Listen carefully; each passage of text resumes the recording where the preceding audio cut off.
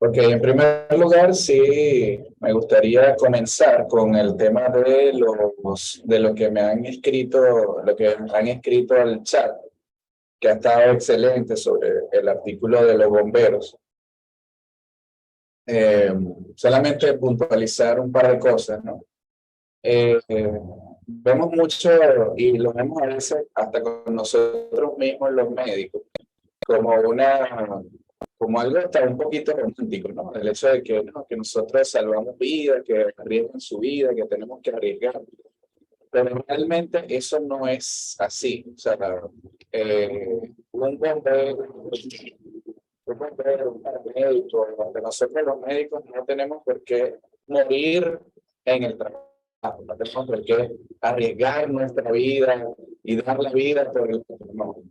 Eso no, eso realmente no sucede así. Si ustedes buscan los manuales, las guías de atención prehospitalaria, los manuales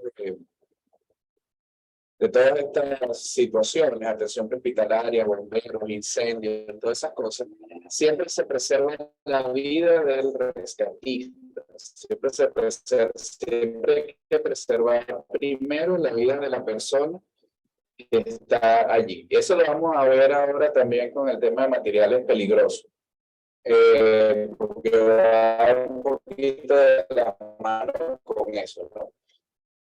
Entonces, eso no quiere decir que el bombero, independientemente de que pueda tomar alguna medida de precaución y esto, pues tiene que, o sea, de todas maneras es una actividad de riesgo por la gran cantidad, sobre todo cuando hay incendios, por la gran cantidad de sustancias que se desprenden producto de la combustión de distintos elementos, madera, plástico, hidrocarburos, una serie de cosas que al momento de eso, de descomponerse, de desnaturalizarse por el calor, etcétera, etcétera, pues tienen un efecto importante para la salud. ¿Okay? Entonces, eso es algo que debemos tomar muy en cuenta y que siempre debemos estar pendientes. ¿Okay?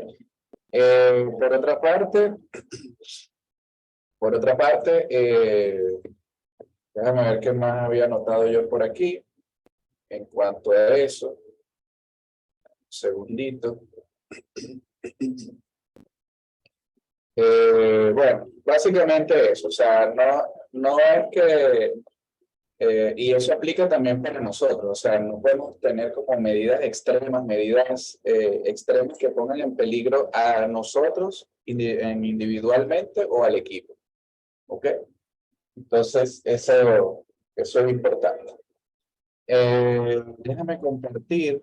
Vamos entonces a comenzar. Hoy vamos a ver como le había dicho, hoy vamos a ver dos cosas, dos temas. Uno es el de materiales peligrosos y otro es el de solventes. ¿Ok? Son dos temas que son, sobre todo el de materiales peligrosos, es más tipo, más como de conocimiento general, saber que existen este tipo de sustancias, saber que pueden afectar, cómo se clasifican, que pueden afectar la salud de los trabajadores y incluso, como les decía, de las personas que están alrededor de ella, que hay sustancias que no se pueden combinar, etcétera, etcétera. ¿Ok? Entonces, vamos a comenzar con esto. Déjame buscar acá. Chévere. Voy a apagar la cámara un momentico para mejorar, para que la conexión sea mejor. Ok, entonces como les decía, vamos a ver eso de sustancias peligrosas, materiales peligrosos. Eh, Deme un segundito ya.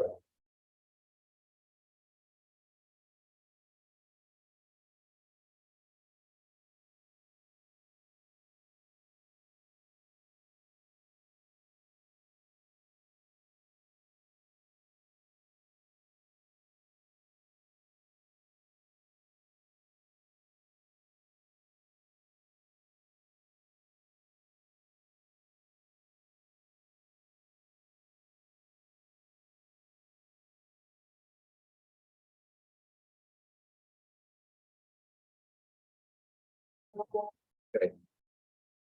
Entonces, continuamos. Ajá. ¿Qué son los materiales peligrosos? En primer lugar, bueno, la Organización Mundial de la Salud es un concepto muy sencillo.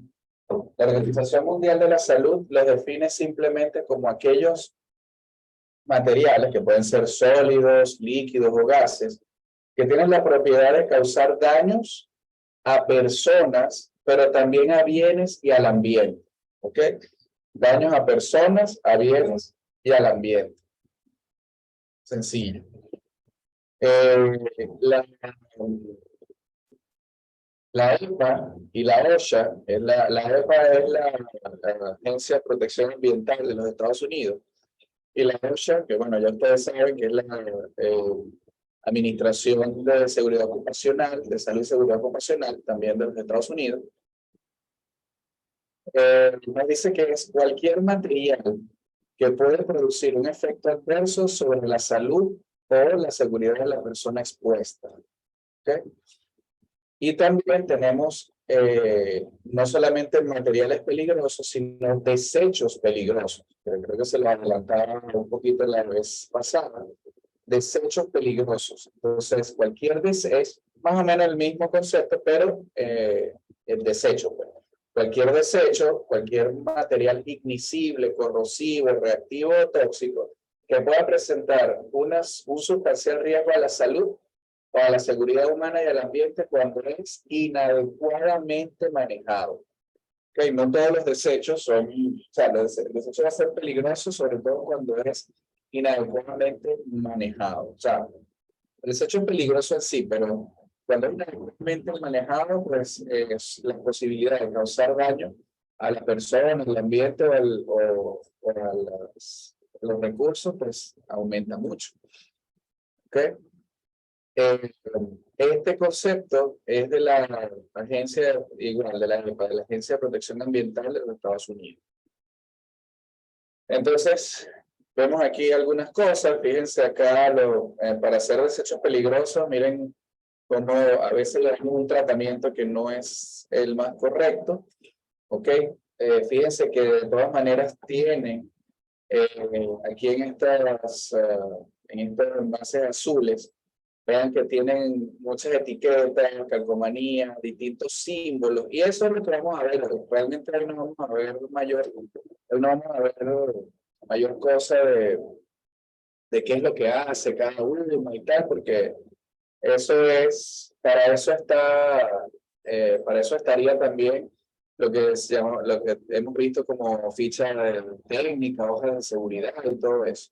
Aquí lo que a nosotros nos interesa saber es cómo reconocer los materiales peligrosos para nosotros saber que ese material o ese desecho realmente puede causar un daño importante a nuestros trabajadores. ¿Okay? Y entonces caemos en la otra vertiente que es los incidentes. ¿Qué son los incidentes MAPPEL? A veces ustedes van a conseguir como MAPPEL, que significa materiales peligrosos, o HAZMAT, que es en inglés Hazardous Material.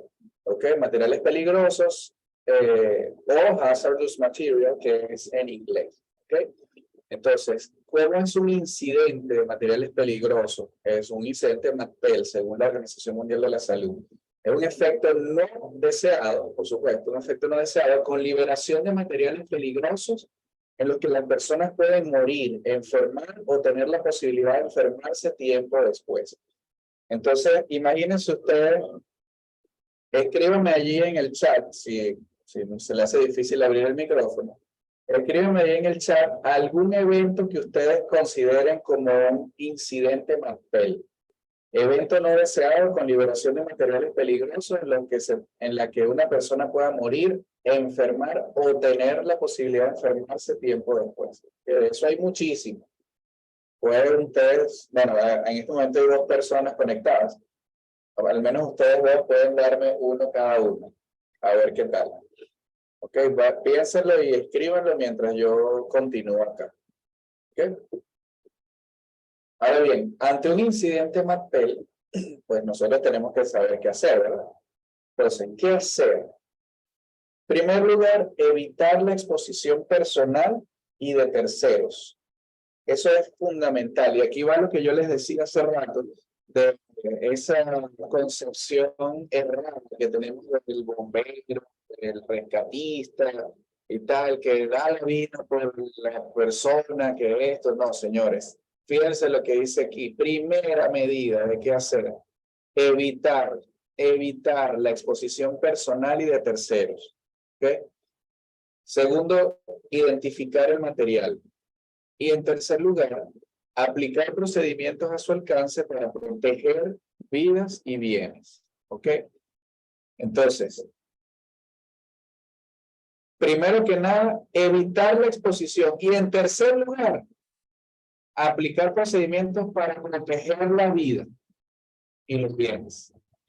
¿Ok? Entonces, primero evito mi exposición con el material y por supuesto la exposición de otras personas. Yo tendría que, ahí donde viene el tema de las evacuaciones y tal. Y por último, entonces, aplicar los procedimientos para proteger vidas y bienes. ¿Okay?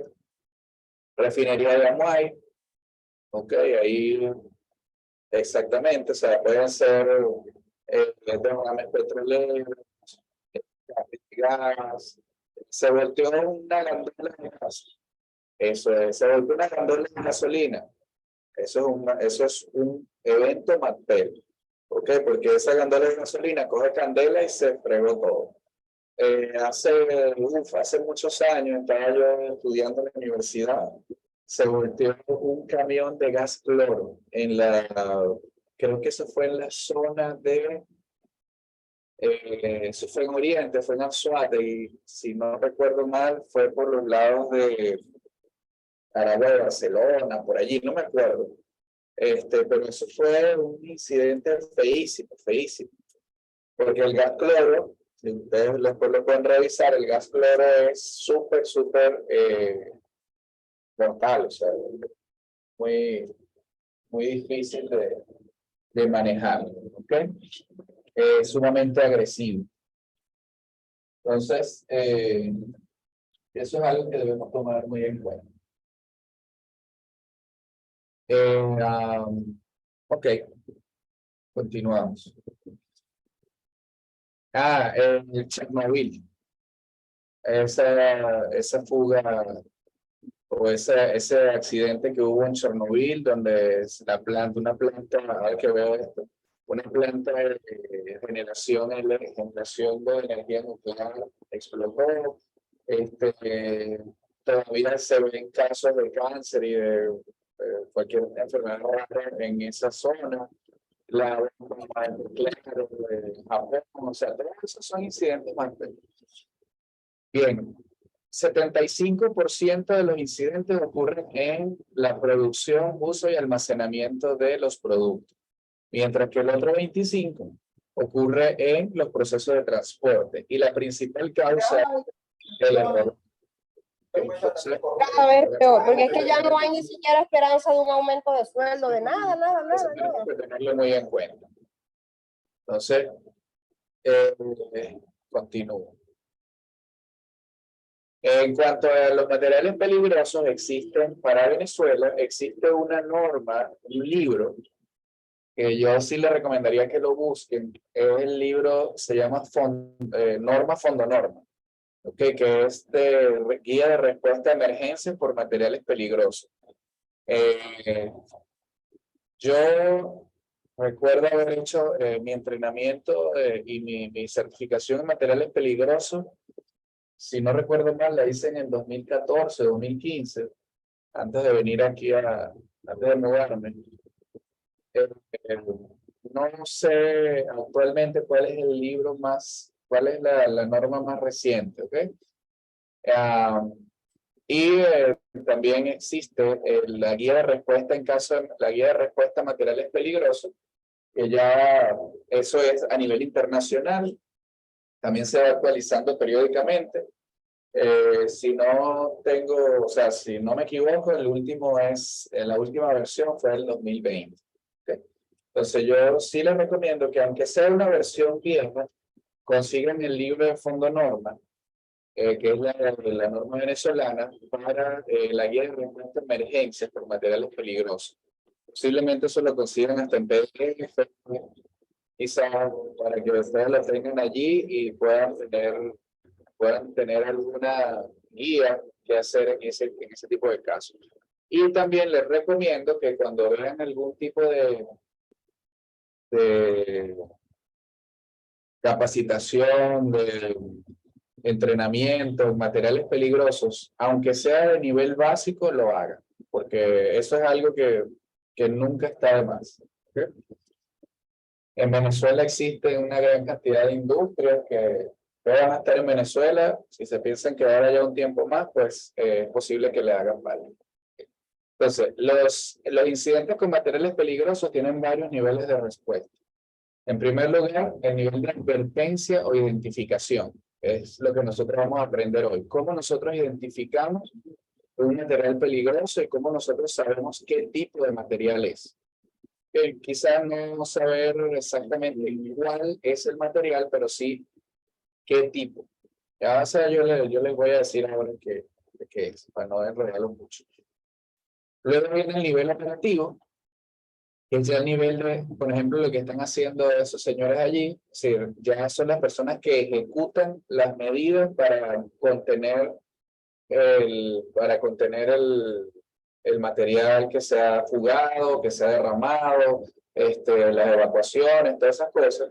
Y por último está el nivel comando, que es el nivel en donde el nivel que organiza toda la operación para poder contrarrestar ese incidente MACPEL. Esos tres niveles, existen entrenamientos, certificaciones y todo para cada uno de esos tres niveles.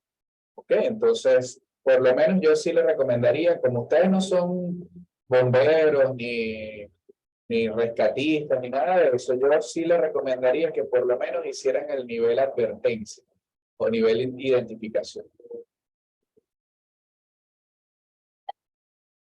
Miren esto. ¿Cuál es la diferencia entre un incidente de MACPEL y otro incidente? ¿Okay? Entonces, un incidente que no sea MACPEL, por ejemplo, un choque, un arrollamiento, o sea, atropellaron a un motorizado. Eso es un incidente que no es MACPEL. ¿Okay? Un tipo que se cayó de un segundo piso. Eso es un incidente que no es MACPEL. ¿Ok? Entonces,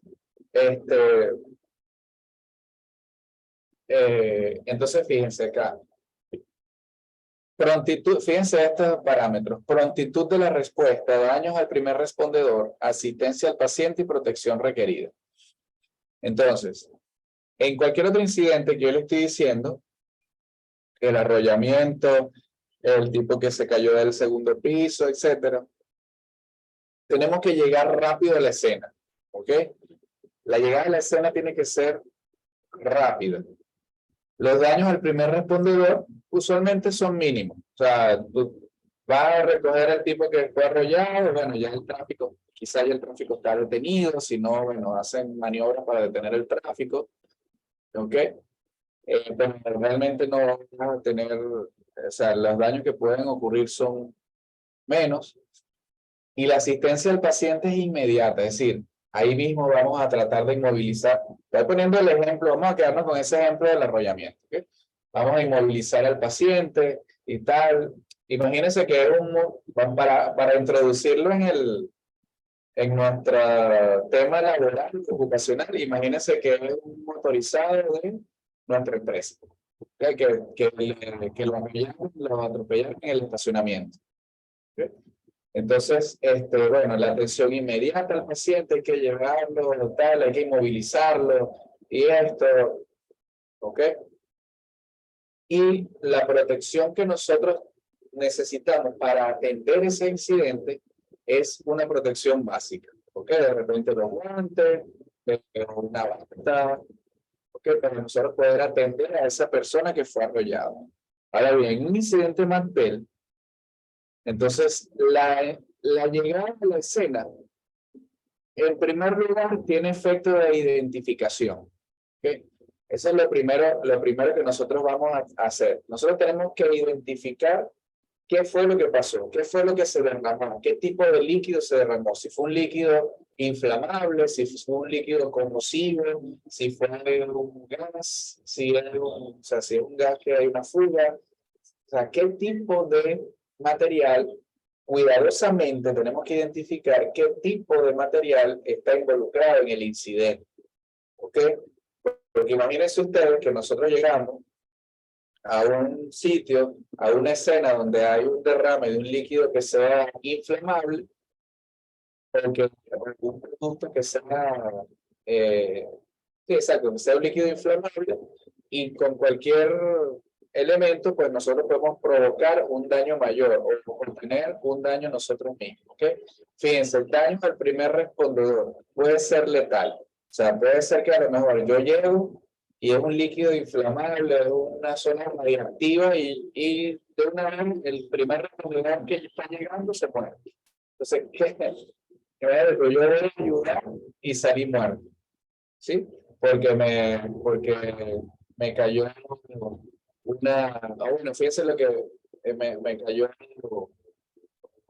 me expuse a la radiación, me expuse a un material que era corrosivo para las vías respiratorias, es un producto tóxico, ¿ok? Entonces, puede ser letal para el primer respondedor. Entonces, por lo tanto, la asistencia al paciente tiene que ser especial, analítica. ¿No? Hay un proceso para ello. O sea, tú no te vas a llegar, si es un paciente que está, qué sé yo, como le dije, que está bañado en un plaguicida, por ejemplo, tú no vas a llegar rápido como le llegaste al motorizado para ponerle un collarín. Tú tienes que llegar con o sea, hasta que tú no te pongas, por ejemplo, un traje especial, que es como dice, el equipo de protección requerida. Necesitas un proceso. Necesitas llegarle a él con un traje especial, con protección respiratoria, quizá descontaminarlo, tal y qué sé yo. Puede ser que el tipo se esté muriendo, pero tú tienes que hacer eso para poder asegurar valga la redundancia, la seguridad de ese primer respondedor y del resto del equipo que está atendiendo el incidente. ¿Ok? Entonces, fíjense las diferencias de cómo nosotros podemos abordar un incidente en MATPEL y un incidente de otro tipo. ¿Ok?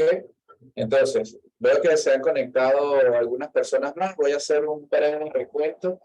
Estamos hablando, ahora mismo estamos hablando de materiales peligrosos. ¿Ok? Que los vamos a ver como MATPEL, materiales peligrosos. O usted lo puede encontrar en otro momento como HAZMAT, Hazardous Material. ¿Ok? En inglés. Entonces, un material peligroso es un material que, al ser un material que puede provocar daños en el ser humano,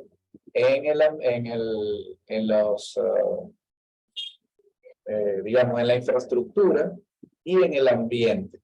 ¿Ok? Entonces, ahí estamos hablando, y los incidentes MAPEL o los incidentes con materiales peligrosos son esos, por ejemplo, esos derrames petroleros, esos derrames de hidrocarburos, plaguicidas, eh, hablamos como ejemplo los incidentes que ocurren en las refinerías, en las plantas de generación de energía nuclear, por ejemplo. Todo eso son incidentes de materiales peligrosos. ¿Okay? Entonces, estamos hablando de los cuidados que hay que tener al abordar un incidente con materiales peligrosos. Esto es lo que les hablaba de las capacitaciones, en lo que ustedes puedan tener alguna capacitación en este sentido, hagan, aunque sea la más básica, que es la de identificación. ¿Okay? Entonces ya hace unos cuantos años.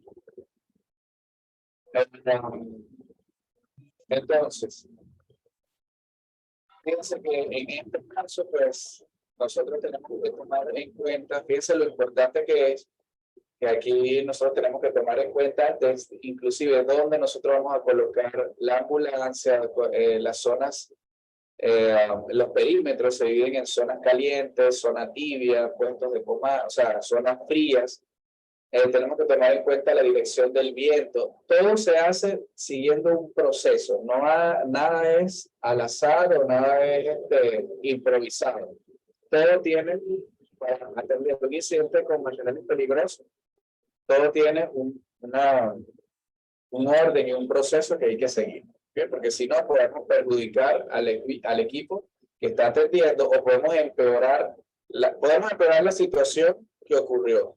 Podemos afectar la salud del equipo que está atendiendo o podemos afectar la salud de toda una población, todo un municipio o toda una población y hacer una catástrofe.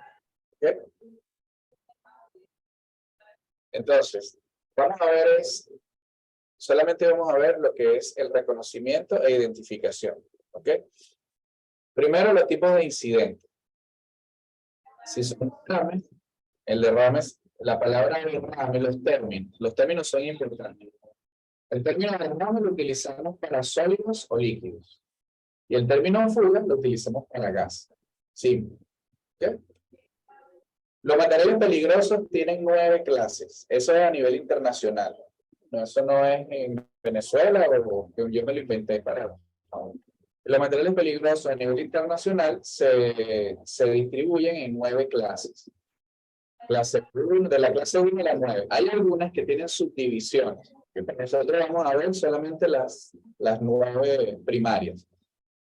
Entonces, los clase 1 son explosivos, gases.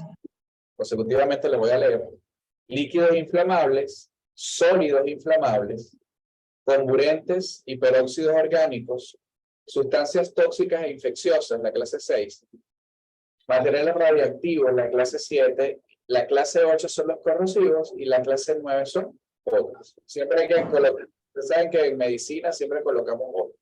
No. Entonces, ¿cómo nosotros los identificamos? Para eso existen, ustedes van a ver esto acá, y fíjense que van a ver cosas que les resulta familiar, ¿no?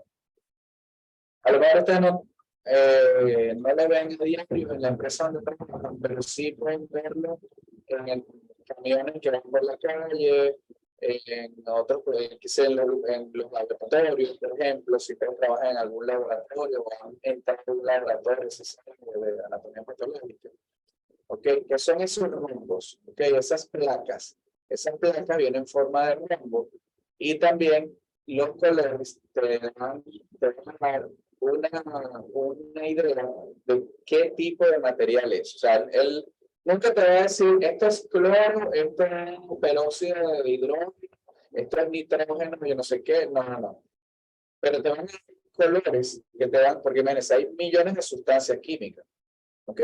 Pero los colores son los que te van a indicar, como una cartilla de químico, es la que te va a indicar qué tipo de sustancia es. A mí no me interesa si es, qué sé yo, fósforo blanco. A mí me interesa que es, por ejemplo, un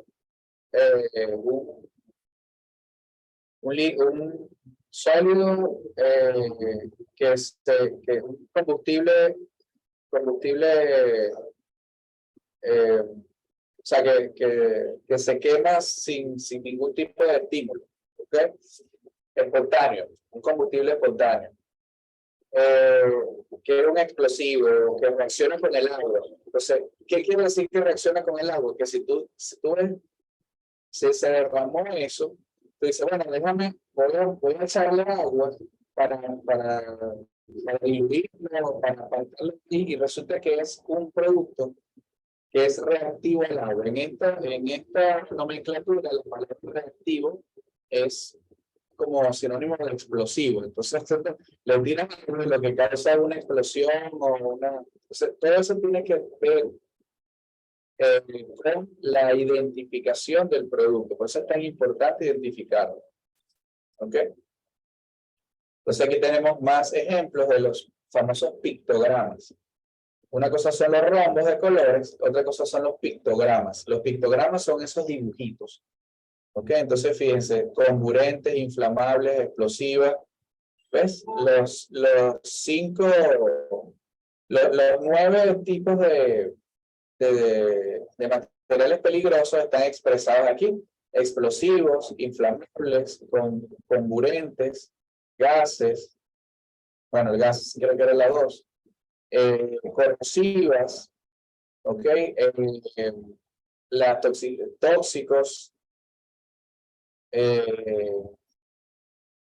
y así sucesivamente. Por ejemplo, estos serían la número 9, los que son, los que dañan al ambiente. ¿Okay? Aquí tenemos los radioactivos, aquí tenemos los biológicos, las placas, o placares, también le llaman. Que cada símbolo significa, cada símbolo identifica a uno de esos 9 niveles, ¿no? Uno de esos 9 tipos de materiales peligrosos.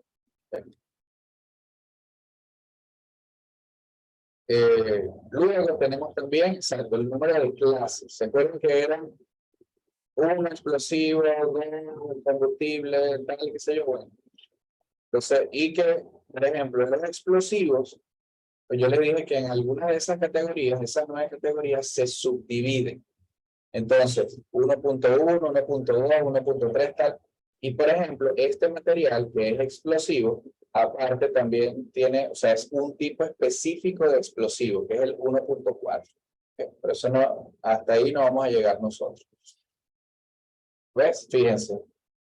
El 2 son los gases inflamables, los gases. Pero entonces, el 2.1 son gases inflamables. El 2.2 son gases no inflamables. El oxígeno, por ejemplo, ustedes se han dado cuenta que el oxígeno siempre tiene un rojo verde, o tiene un color verde. Eso es porque es un subclase 2.2, es un gas que no es inflamable porque tampoco es tóxico. ¿Ok? Bueno, entre comillas. O sea, si hay una fuga de oxígeno, eso no, al ambiente, eso no va a causar daño. Fíjense, el 2.2, gases tóxicos. Y así sucesivamente, ¿ok? Los clase 4, los clase 5, son ejemplos. Son ejemplos para que ustedes, yo no se los voy a preguntar en un examen, ni se los voy a... Pero es para que ustedes tengan una idea de cómo es, o sea, de que cada una de esas cosas tiene un significado. ¿Okay? Mira, aquí están los radioactivos, aquí están los corrosivos. Y aquí está esto que es súper importante, que es la tabla de segregación. ¿Qué significa la tabla de segregación? Es la manera, es simplemente qué materiales tú puedes colocar juntos y cuáles no puedes colocar juntos.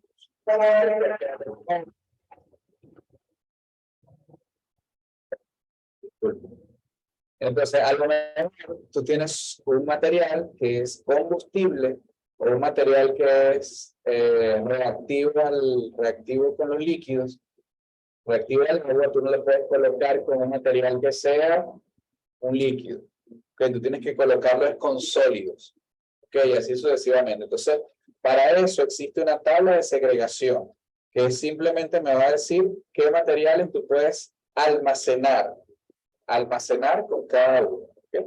Entonces, imagínense ustedes que ustedes tienen un sitio donde almacenas materiales peligrosos y hubo un derrumbe o un terremoto y se cayó ese galpón donde están almacenados esos materiales peligrosos. Si ahí había materiales que no podías colocar juntos, vamos a tener muchos problemas porque ahí entonces pueden ocurrir explosiones, pueden ocurrir una serie de cosas que nosotros no vamos o sea, va a ser muy, muy complicado. Bueno. El otro sistema de identificación son las famosas placas. Ok, las placas es el sistema NFPA 704, que es la Asociación de Bomberos de los Estados Unidos, que viene de la Asociación de Bomberos de los Estados Unidos. Y eso nos da, estoy seguro que ustedes han visto esas plaquitas con números, con un número en cada, o sea, con 4 colores y un número. Y eso cada uno tiene un significado, ya lo vamos a ver. Okay. Ese rombo se coloca, se ha difundido mucho y lo colocan en muchos sitios, pero realmente fue cuando originalmente fue diseñado para transporte. En camiones, gandolas, etcétera, ellos que transportan algún material peligroso normalmente tienen esos rombos, porque realmente su función original era identificar, pero en transportes, ¿ok? Entonces, fíjense, aquí están los colores. Miren lo que significa cada uno. El azul significa el nivel de riesgo, que va del 4, que es el más alto, al 0. Entonces, 4 es mortal, 3 muy peligroso, peligroso, poco peligroso y sin riesgo. ¿Ok? El rojo quiere decir, te da la inflamabilidad. Es decir, él es inflamable, o sea, él se quema, se prende en candela. El 4, por debajo de los 25 grados, por debajo de los 37, por debajo de los 93, por encima de los 93 grados, no se inflama. ¿Okay? Entonces, la reactividad es, como les digo, que sea explosivo. Entonces, el 0 es estable, el 1 es estable, inestable en caso de calentamiento, inestable en caso de cambios químicos, puede explotar en caso de choque o calentamiento, y el 4 puede explotar con cualquier cosa. Y la A y el blanco son como características específicas que puede tener el producto. Entonces, oxidante OX, oxidante, corrosivo, radiactivo, no usar agua, fíjense la W con la W tachada, no water, tachado, ¿ok? Y el otro es el riesgo biológico. Aquí sí vamos a ver símbolos, que los otros vienen con números y este viene con símbolos, ¿ok? Entonces fíjense este camión que tiene acá, que me dice que es inflamable. Hay unas placas que es una nomenclatura de las Naciones Unidas, que era la que decía UN, Naciones Unidas o United Nations. ¿Ok? Y está aquí el rango que dice que es, ahí quizá ustedes no lo ven bien, el azul es 2. Entonces dice que es peligroso. El rojo es 3, que dice que se inflama por debajo de los 37 grados. Luego viene que no es, que es estable, que no es explosivo, y en el blanco no dice nada, o sea, como que no tiene ninguna característica especial que lo define. ¿Okay? Fíjense. Okay. Y luego viene la famosa, aquí otra vez la hoja de seguridad, que lo vimos cuando vimos plaguicidas, por eso yo le decía, no le voy a enseñar aquí cuál es el riesgo de cada material, porque para eso está la hoja de seguridad que ya la vimos. Entonces, también la pueden conseguir como MSDS, que es por sus siglas en inglés. ¿Okay? En español, hoja de seguridad. En inglés, algo así como hoja de datos de seguridad, hoja de datos de seguridad del material. ¿Okay? Fíjense acá, aquí hay ejemplos de hojas de seguridad. Ustedes ya las buscaron cuando vimos plaguicidas, así que no es mucho lo que le voy a explicar aquí. Aquí les dejo de nuevo la clasificación. ¿Okay? Miren esto. Entonces, ¿cómo evitar, cómo disminuir un poco esos riesgos? Los gases tienen que estar resguardados, ¿ok? Miren esta cilindro de gas, como tiene una caseta, ¿ok? Si eso explota, bueno, quizás se va a contener un poco allí, ¿ok? Pero también es una manera de que la gente no venga y jolunga eso que está allí, no vaya a ver alguna de las conexiones, qué sé yo. Está señalizado, fíjense que dice acceso restringido. Aquí hay probablemente eso está prohibido estacionarse por aquí cerca, ¿ok?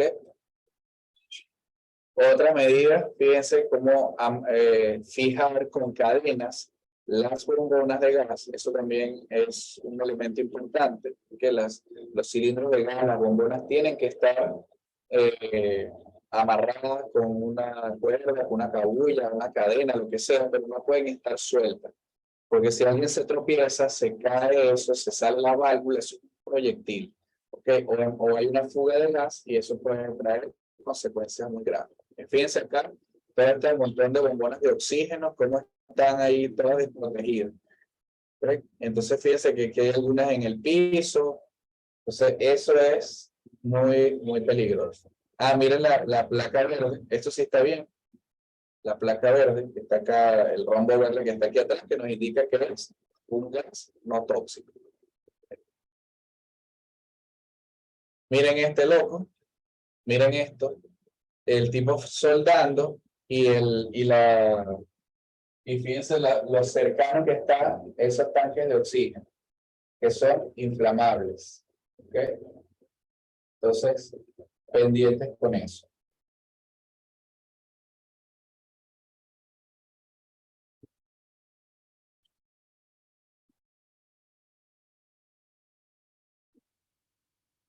Okay.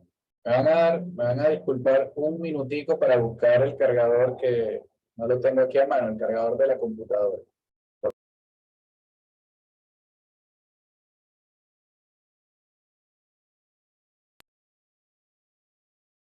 Perfecto, entonces tenemos, fíjense cómo está cerca, este está soldando o está pareciera más bien como un esmeril, no sé. Pero el hecho es que está aquí, estas tanques de oxígeno, entiendo yo que es oxígeno,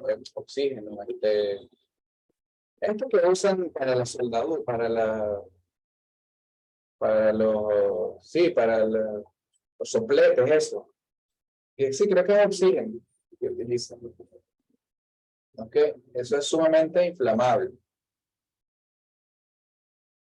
¿Ok? Gasolina,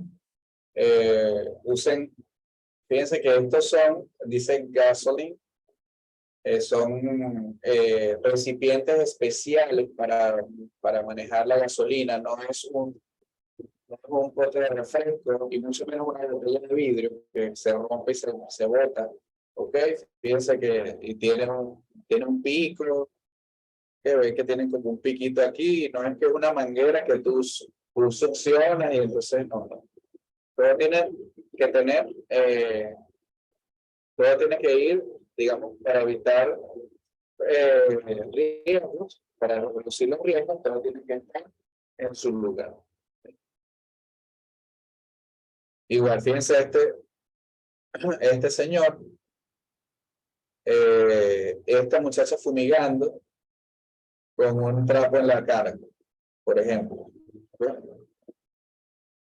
Aquí tenemos riesgos, esto sería un riesgo biológico, en todo caso, ¿ok?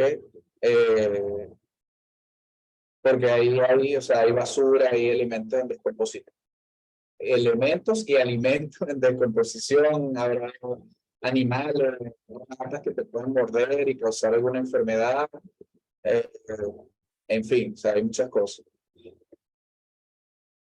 Otra cosa, radiaciones, hay riesgos específicos, personal específico, personal de salud, insistimos. Otros riesgos específicos, las señoras de limpieza pueden tener distintos tipos de riesgos. Ok, fíjense, esta señora aquí puede tener un riesgo de caída, pero también el personal de limpieza se expone a otro tipo de riesgos químicos, trabajan con materiales con cloro, con sustancias químicas, etcétera, que pueden representar un riesgo de toxicidad, ¿okay? Toxicidad laboral. Entonces, tienen que estar muy pendientes con eso. Eh, eh, Recuerden, me imagino que ya vieron esto, ¿no? También los colores, el color azul son artículos que son obligatorios, su uso, o sea, los equipos de protección personal obligatorios. Cuando es azul, ya tú sabes que es algo obligatorio que para estar en esa área tú tienes que tenerlo. Son botas, casco, guantes, lo que sea, o tapaorejas, todo eso tiene que ser, o sea, eso es Cuando está en azul es obligatorio. Como le digo, ¿cómo la manera de prevenir los accidentes? Bueno, en primer lugar, la información. O sea, eso que ustedes están viendo hoy, esto es información que si ustedes la complementan un poco más, si ustedes identifican que en su empresa existen este tipo de materiales peligrosos, ustedes pueden complementar un poco más esta información, buscar algunas fuentes pero específicas de los materiales que ustedes usan allí, etcétera, que usan en su empresa, y arman su buena charla, su buena conferencia para el personal de allí.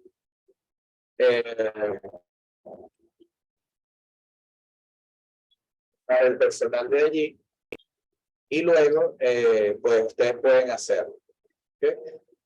Los equipos de protección personal, las tablas de segregación, importantísimo, es lo que yo les había hablado, y por supuesto mucha prudencia, nada de estar confiándose que si yo siempre, esto siempre se ha guardado allí, que nunca ha pasado nada, lo de siempre, ¿ok?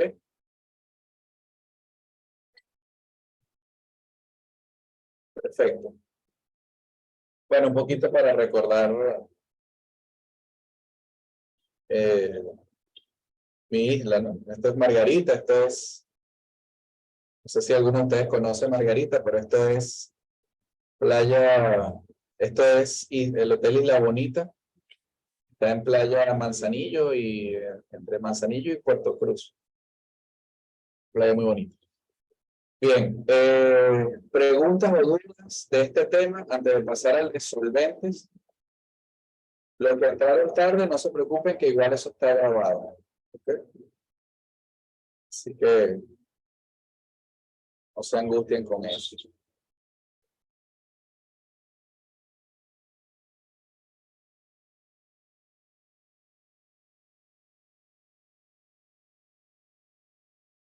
Oh, claro. Esto, como le dije al inicio, es más que todo de conocimiento. Conocimiento general para que ustedes puedan verdaderamente tener algo, o sea, algo que los ayude en su ejercicio, inclusive para su propia seguridad, ¿ok? Es muy importante, no es que no sea importante, es muy importante, pero digamos que es algo que ustedes tienen que, o sea, quizás no van a ver a diario, no lo van a consultar los pacientes a diario, pero tenemos que tener mucho cuidado con eso. Bien, voy a compartir la otra parte de la clase de hoy, que es la de solventes, muy corta, unos 15, 20 minutos, ¿ok? Vamos a ver un poquito de solventes. Nos cayó perfecto para poder recuperarnos de esa clase que perdimos. Entonces, bien, ¿qué es un solvente? Es una sustancia química que disuelve otra y origina una solución. ¿Sí? Pueden ser, o sea, son productos que son acuosos y son orgánicos. ¿Qué quiere decir orgánicos? Que tienen presencia de átomos de carbono. ¿Ok? A nivel industrial, se utilizan en procesos donde se necesita desengrasar, adelgazar y procesos de extracción. Adelgazar no quiere decir que va a rebajar el obrero, el trabajador, no. Adelgazar como es para quitar la pintura, por ejemplo. ¿Qué usamos? A ver, si ustedes saben, ¿qué se usa? Un producto que se use para quitar pintura, que no sea gasolina.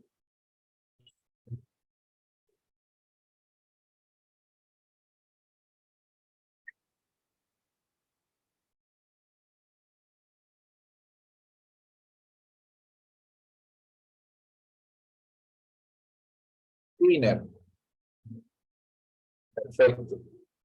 Y mira, tú diste en el clavo. ¿Cómo se escribe? Se escribe así.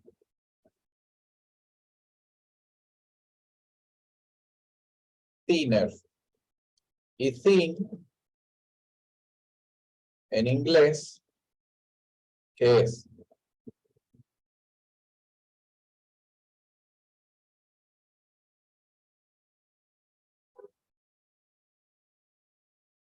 Delgado.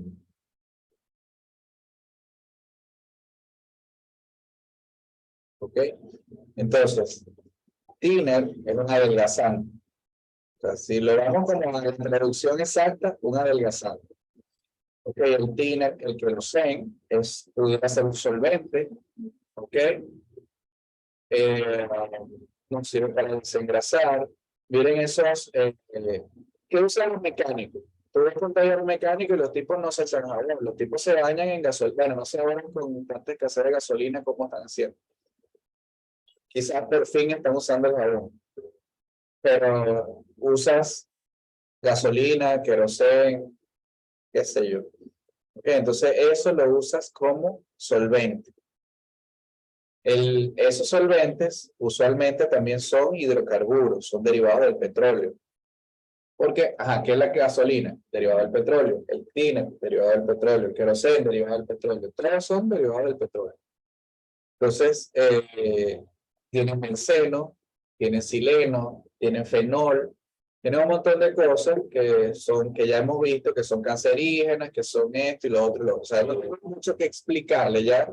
Fíjense que el solvente es como que engloba una serie de cosas que, como, mira, solamente con saber qué es un solvente, ya se nos vienen a la cabeza varias cosas que ya hemos visto. ¿Ok? Entonces, existen aproximadamente 30.000 solventes.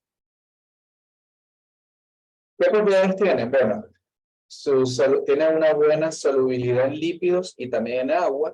O sea, pueden tener buena solubilidad, algunos tendrán, de acuerdo a su composición química, una buena solubilidad en lípidos, pueden ser muy liposolubles, pueden ser hidrosolubles, pueden ser agua. ¿Ok? Los efectos de la salud van a depender de su capacidad de penetración, de los órganos a los cuales van a ser, de la afinidad a distintos órganos. ¿Okay? Ya eso lo vimos en la primera clase. Eso no hay nada nuevo que yo le esté diciendo. Principalmente nosotros vamos a tener daños al sistema nervioso central, en la piel, al contacto dérmico, pero también hemos visto que son cancerígenos y hay problemas hematológicos. Okay, yo les voy a dejar algunos artículos bien interesantes para que ustedes lo chequeen. Entonces, aquí está otra vez el famoso de la NFPA, inflamabilidad y solubilidad, donde les hablo de la inflamabilidad. Siempre hay que tener presente eso. Son volátiles, o sea, se evaporan rápidamente. Okay, y los vapores se concentran. Si los vapores se concentran, o sea, si es un sitio que carece de buena ventilación, que es un sitio cerrado, etcétera, los vapores se concentran. Entonces, el hecho de que estos productos, que estos solventes sean muy volátiles, que se evaporen rápidamente, es lo que te da, lo que hace que la vía respiratoria sea la principal vía de entrada. ¿Ok? Entonces, la principal vía de entrada es la respiratoria porque son muy volátiles. Dicho del contrario. ¿Ok? Pues si algo que se evapora rápido y está en el ambiente, pues al respirarlo, entra. Aparte dijimos que eran liposolubles algunos e hidrosolubles otros.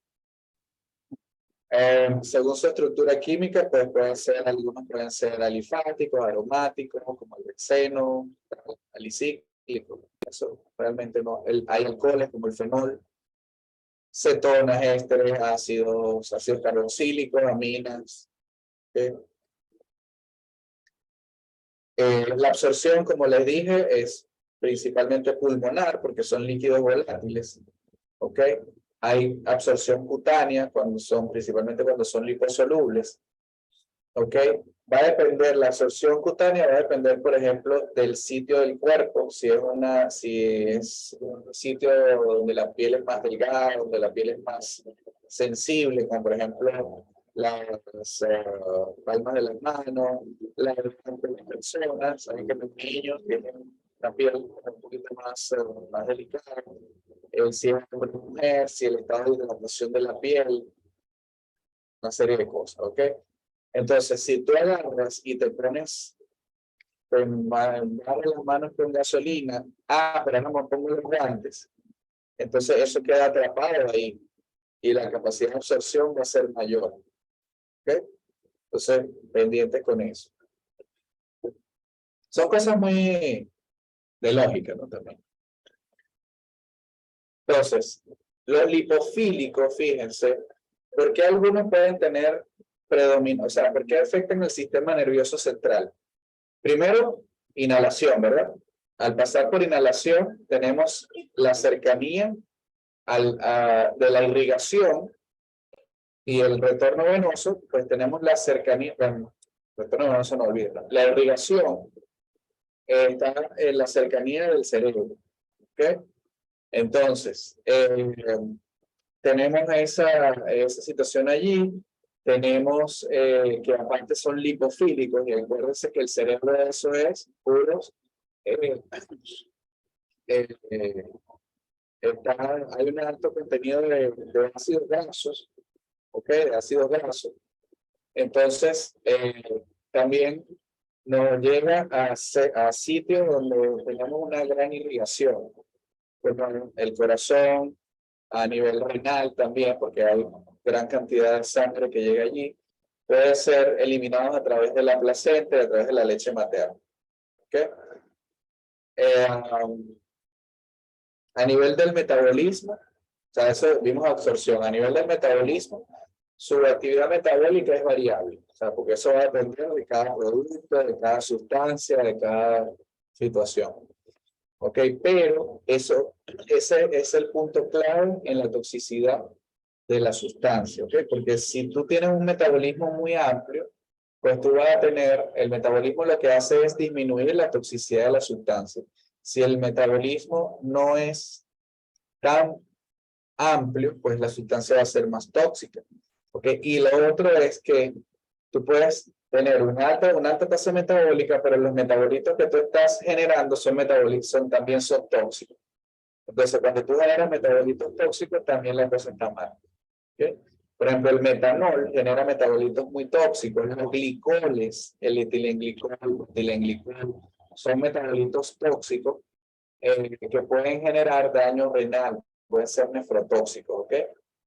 Entonces, todo eso es bien importante, ¿ok? La eliminación, también eliminación respiratoria, eliminación renal. El hecho de que tú tengas eliminación renal, en este caso de los productos, de las sustancias que son tóxicas, también incrementa el riesgo de toxicidad renal, de nefrotoxicidad. Entonces tiene que estar mosca con eso porque, bueno, ok, lo eliminas por riñón, sí, pero al pasar al filtrarse, al pasar por el sistema colector y todo, pues eso también va dañando todas esas estructuras. ¿Okay? La vigilancia biológica es más útil que la vigilancia ambiental en el caso de los solventes. ¿Okay? Entonces, necesitamos saber, de acuerdo a cada producto, si es benceno, si es sileno, si es fenol, lo que sea, cetona, en fin, cuáles son las pruebas de vigilancia biológica que necesitamos hacer. Y supónganse ustedes que a lo mejor no las tenemos disponibles o son muy costosas o no existen, porque también no podemos conseguir con sustancias que no tienen, o sea, que no tienen un examen específico.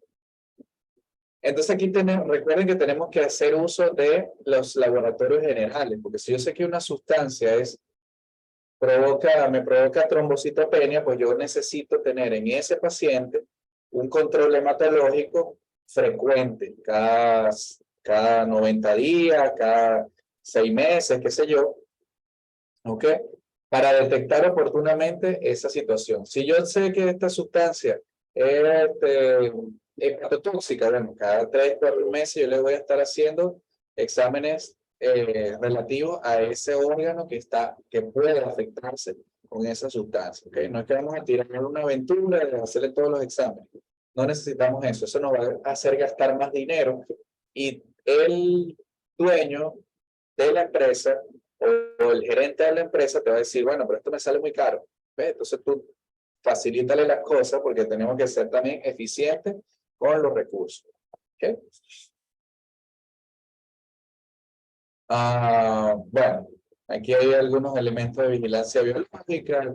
Eso va a depender de cada sustancia. No me voy a meter aquí. O sea, hay productos que se hacen los exámenes al inicio de la jornada. Hay productos que se hacen las mediciones al final o al inicio de la jornada o a la mitad de la jornada. Eso va a depender de cada producto. Y cada, cada uno de estos, dependiendo del tiempo en que se haga, va a tener una interpretación distinta. Bueno, aquí la imagen no se ve, pero bueno. La clínica de intoxicación por solventes. Esto es más que todo aguda, ¿ok? Fíjense que tenemos mucha clínica neurológica. Ok, María. Tenemos mucha clínica neurológica, ¿ok? De síndrome de tensión del sistema nervioso. Ustedes saben también qué es un solvente. ¿O qué es un... Sí, exacto. Ustedes saben que el thinner, que ya ustedes lo dijeron, también se utiliza para drogarse. ¿Ok? Es un solvente, se puede utilizar para drogarse. La acetona, que también es un solvente, fíjense, porque decíamos que era para adelgazar, para eliminar otras sustancias, como por ejemplo cuando se quita el esmalte de las uñas. Y la acetona se utiliza también en el proceso de fabricación eh, de cocaína. Y hay ciertos productos en laboratorios en talleres de latonería y pintura de vehículos que son regulados, incluso son regulados porque son productos que se pueden usar también para laboratorios de drogas. ¿Ves? Entonces son solventes también. Entonces, en fin, pendientes con depresión del sistema nervioso central, cefalea, náuseas, vómitos, inestabilidad, mareo, ataxia. ¿Ok? Ya un poquito más a mediano plazo, encefalopatías, signos o síntomas de demencia, elementos ya signos psicoafectivos, depresión, ansiedad, etcétera, etcétera, trastornos de memoria, trastornos de la función psicomotriz, ¿ok? O sea, que está contemplado con mareo, con pérdida, con dismetría, por ejemplo, que hay neuropatías periféricas también pueden ocurrir por solventes, es decir, neurotóxico totalmente, tanto central como periférico, ¿ok? Dentro de las neuropatías periféricas están las neuropatías del trigémino, problemas de audición, problemas oftalmológicos, etcétera, etcétera, ¿ok?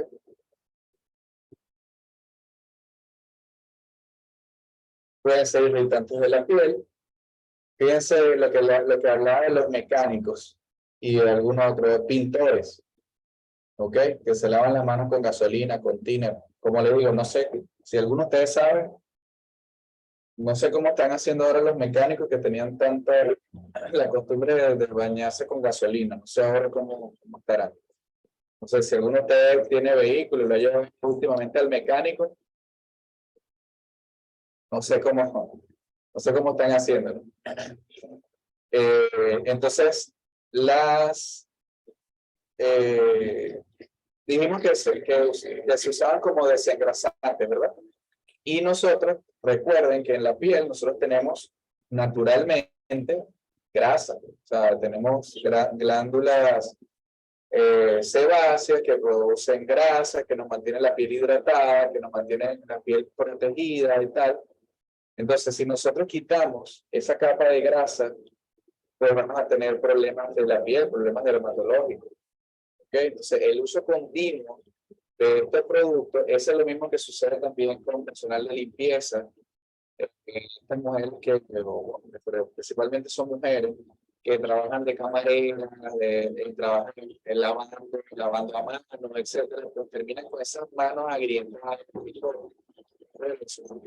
se quita la capa, esa capa de grasa de la piel, que es la que nos mantiene en buen estado la epidermis.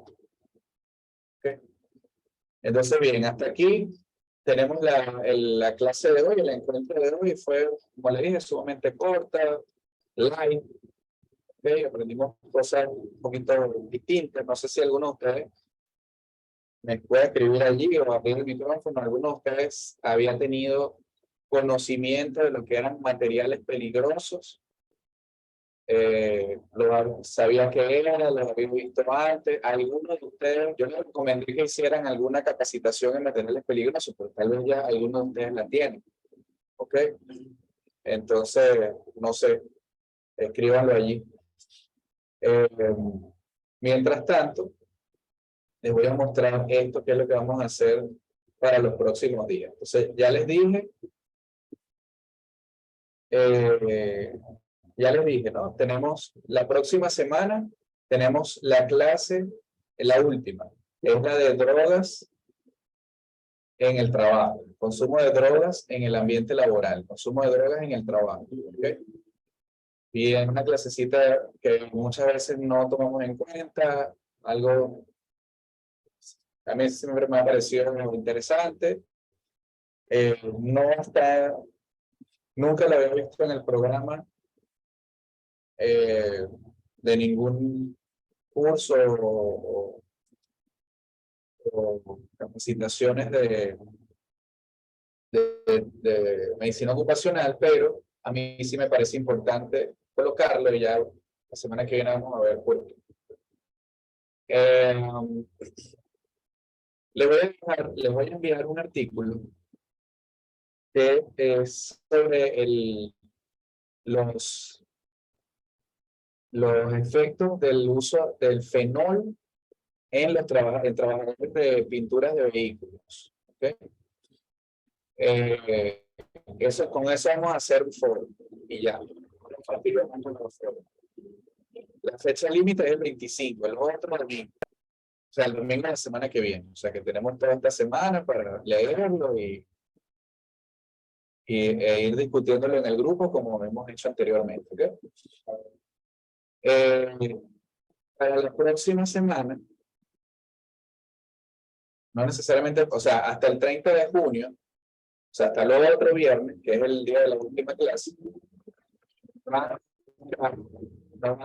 buscar un artículo sobre consumo de drogas en anestesiólogos o medicamentos biopeligrosos.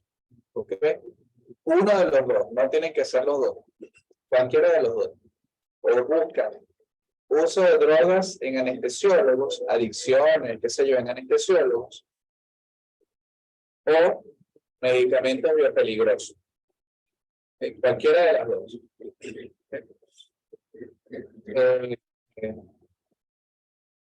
Ahora, principalmente,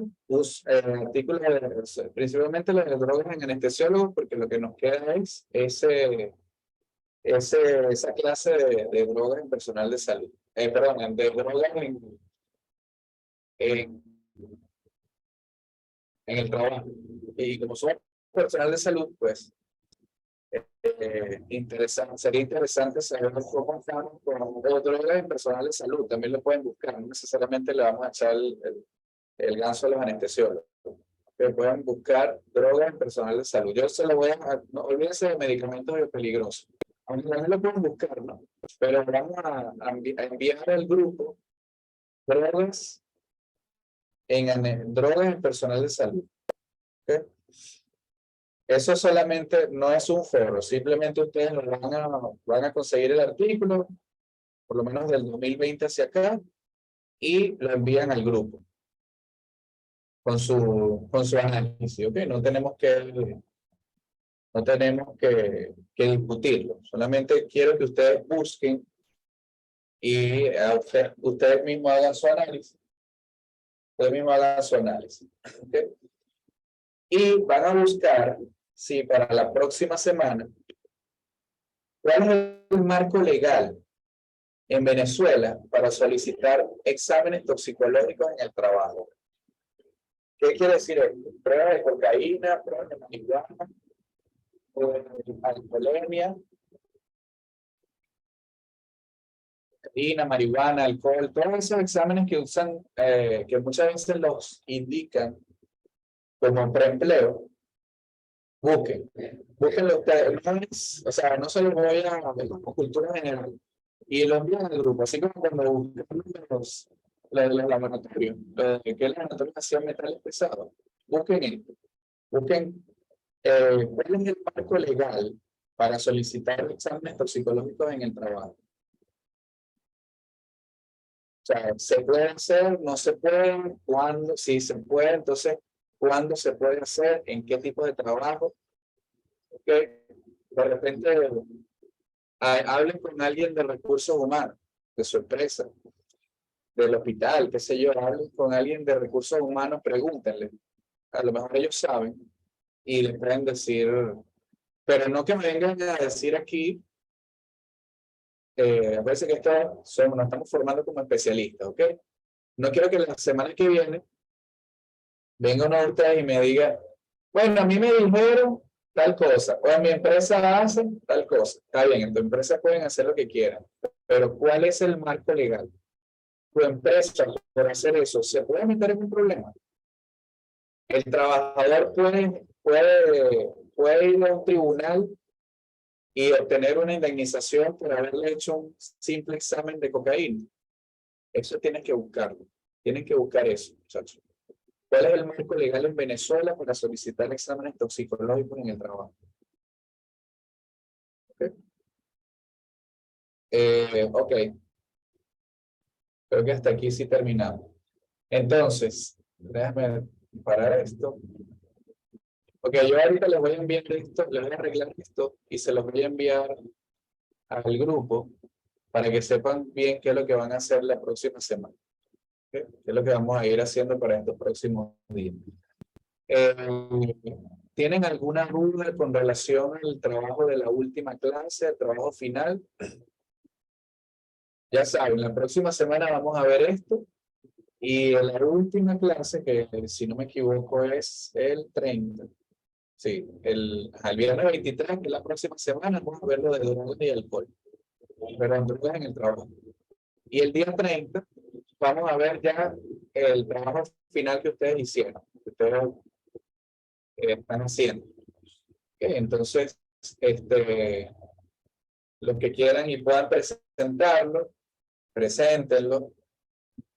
No sé qué tanto se pudiera hacer, porque, oye, es el último día.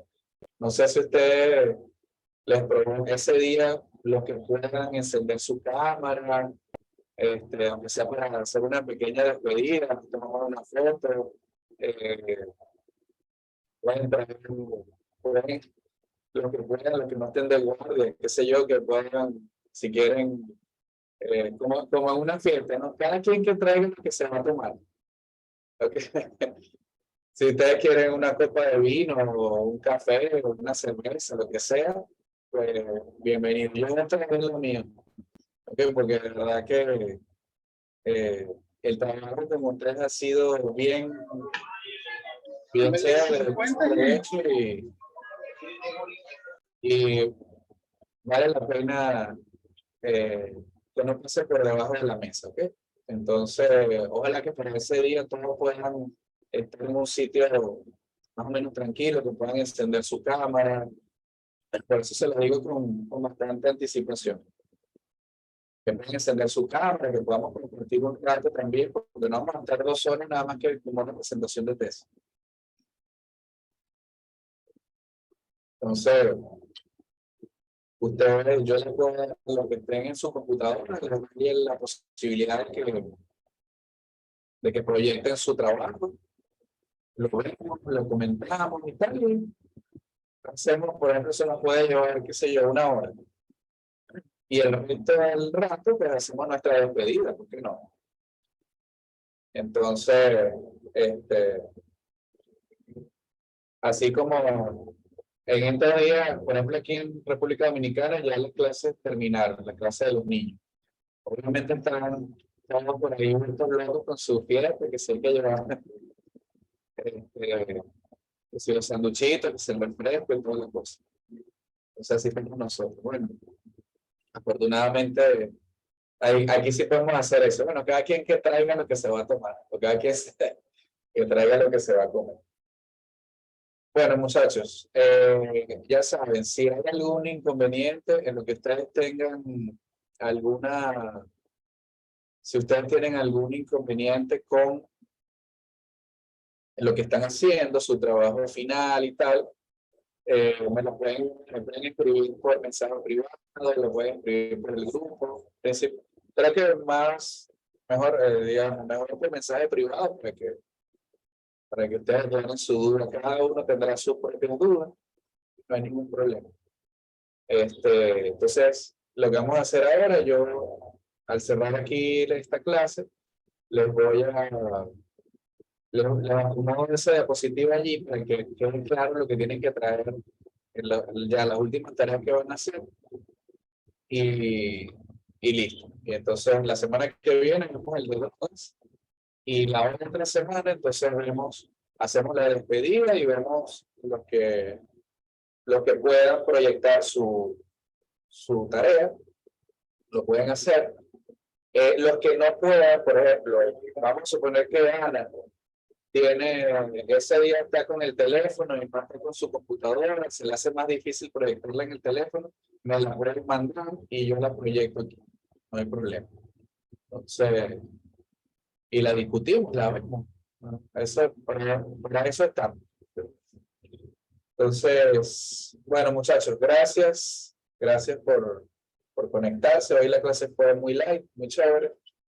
Y nada, estamos en comunicación durante la semana y nos vemos la próxima semana.